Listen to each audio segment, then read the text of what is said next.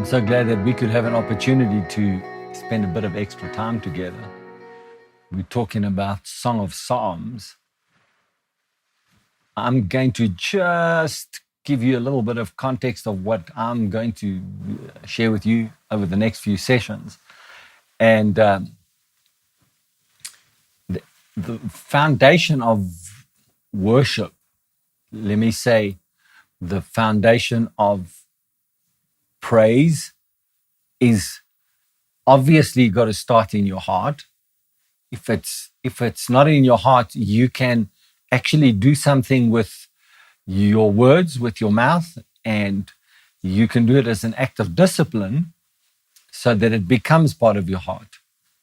But as a Christian and a spirit being over a longer period of time, you want to have the life of God flowing out of your heart. So, and then it flows in worship, in sound and song and words and things that come out of your mouth. Well, the reason I'm talking like this is because sometimes circumstances can feel like a heavy load on you.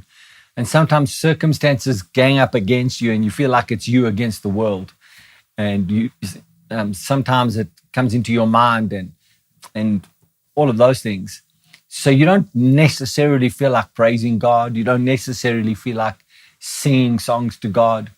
So it's a good place to start to have Song of Psalms, the album,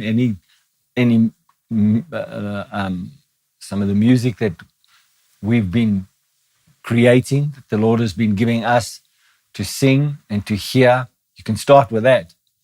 But I wanted to just read this passage of scripture to you from Ephesians.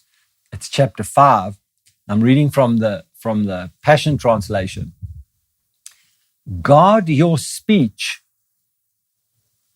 So you would say, oh, Pastor John, what's this thing about guarding your speech? We're talking about praise and worship and sound and song here. Well, if your speech is different to what you are praising, then your speech is going to conflict with what you're worshiping, with what you're giving God with sound and song. So bear with me as I read the rest of this. Guard your speech, forsake obscenities.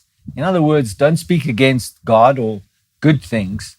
Don't let, and the rest of the scripture says, and worthless insults.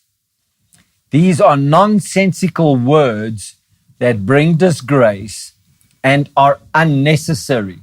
In other words, don't speak unnecessary words that are full of nonsense, that just create all kinds of chaotic thoughts and emotions. Instead, let worship fill your heart and spill out of your words. Let worship fill your heart and spill out in your words.